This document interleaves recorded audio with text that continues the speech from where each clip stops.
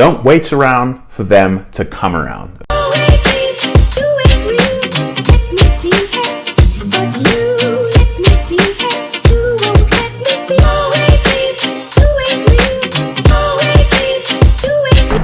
Good morning, everyone. I'm Trey with the First Date Fix, and today we're going to be talking about dating levels.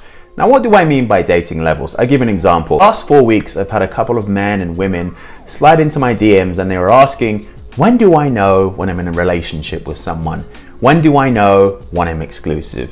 These are important questions. I like to say sometimes that things should evolve naturally. However, just in case they're not evolving naturally for you, I want to give you some examples of the different levels of dating and what you can expect in the first couple of dates, because before you actually get into an official relationship, there are some tricky, murky waters that unless you're able to communicate it, or unless the both of you are able to communicate it, you guys might find yourself having or not having awkward conversations. So let's talk about them. Level 1, we're just talking to each other. This consists of when you're talking on an app with someone. So if you've met them on a dating app and you haven't yet met them, when you are texting them on a regular basis, but you have still yet to meet for a first date. But you're communicating via text, you're communicating via the app, you're communicating via Snapchat or Instagram, just to kind of get a good feel of who the person is. You have a planned venue, you have a planned place that you're meeting for a date, preferably not your home. And this is when you're both loosening up that verbosity and trying to figure out exactly if this is a person and that you should invest an hour of your time to. The ghosting meter for something like this is a level 5, okay? At any moment when you are communicating with this person, it's very much a level 5. They could vanish wherever. I'm sorry, but that's the risk that you have to take. Level 2 is when you've just been on one date. Now, when you've just been on one date, you both have cause to either move forward with a second date or not move forward with a second date. This is when you've just been on one date and you like the person a lot, or you're kind of not sure, or you completely want to turf them and tell them to clear off, kick them off the curb, so to speak. At this point, not too many feelings should have occurred. If you both have high feelings on the first date, well, bloody hell, good for you, Romeo and Juliet. You're obviously doing something that we're not, but it can happen. I've been in that situation before, but it's a rarity. For the most part, if you've been on one date, it's not going to be that deep in regards to your feelings. At this point, when you've just been on one date, I believe you're still very much free to see other people. Again, if you feel a strong connection with that person and you feel like they have a strong connection to you, I would probably focus on that one individual. However, if you like them, but it's not that deep yet, you're still very much free to date other people at level 2. Ghosting, unfortunately, is still mildly feasible at level 2, but it's not an offense just yet. I don't think you'd be the worst woman or worst guy in the world if you ghosted someone on the first date. So, ghosting meter for this one, level 4, okay? So you could still get ghosted, but it's nowhere near as high if you're texting or, communicating with someone via social media before you've actually met them. Level 3, the gray area. Now this is where it really gets tricky. I believe, based on the experiences that I've had myself, the conversations that I've had with people when I was writing my book, the focus groups I've had, and the many articles I've read, I believe the gray area is around 2 to 3 dates. You've taken it from phoning and conversations and social media conversations to 1, 2, and 3 dates. Now here's where it gets tricky. When you've had 2 to 3 dates and there's no physical intimacy, and by that I mean no making out, no kisses on the lips, no, all of that stuff. No physical intimacy in 2 to 3 dates. That's when it gets in the gray area, in my opinion, because once there's been any kind of physical intimacy, oh, it's on, baby. It's on. She knows what time it is. You know what time it is. He knows what time it is, and you are both ready to roll. But if you've gone on 2 to 3 dates and there's no physical intimacy, things are still slightly up in the air. The attraction may be there. You're both still giving each other that time in between 1 to 3 dates, but things are still in the air because that bridge of intimacy has not yet been crossed. Level 3 is when no one has really made a verbal or physical move, i.e. no one's really said, I really like spending time with you, I hope we can see more of each other.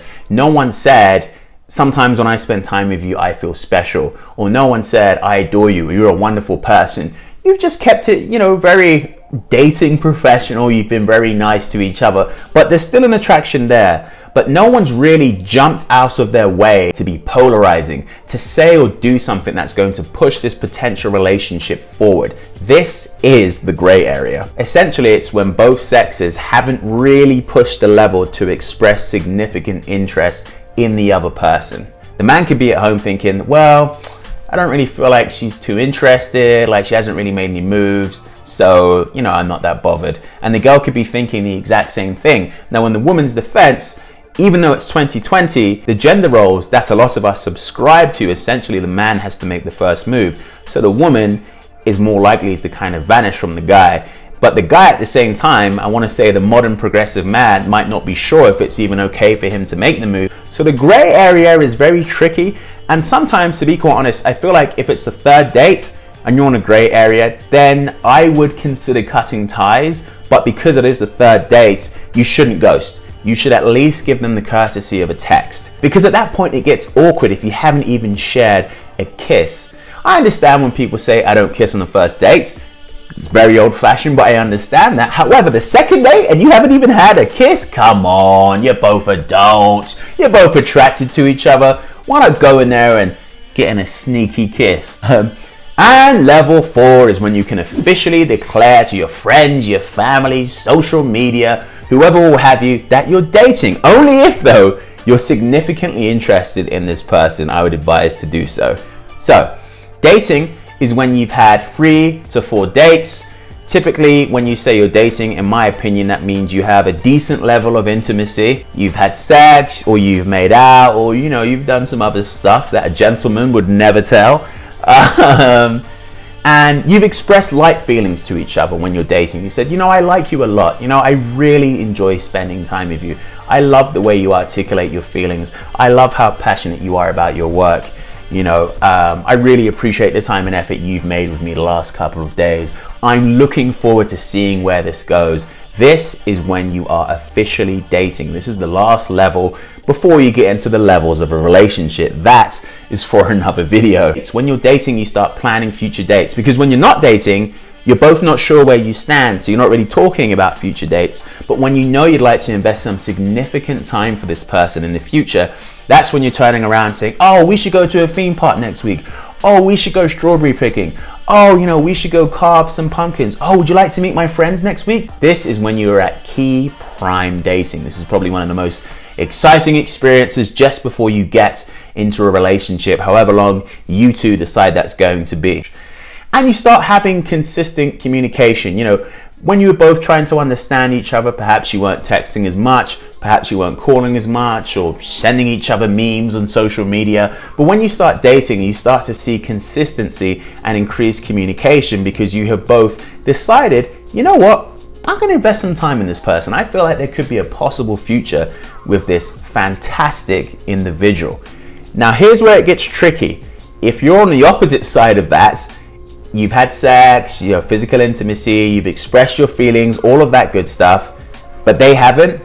Run, get out the house, escape. This is not the relationship or dating scenario for you. Now, if you really like this person and you want to be patient till they come around, you could do that, but I would advise you do not, okay? Reciprocity is important. No matter how much you find that person attractive, if there isn't reciprocity by 4 dates plus, they're just not the person for you, quite frankly. And I don't think anyone should ever have to wait around for someone to make their decision. Like I always say, don't wait around for them to come around, okay? It's just not worth it.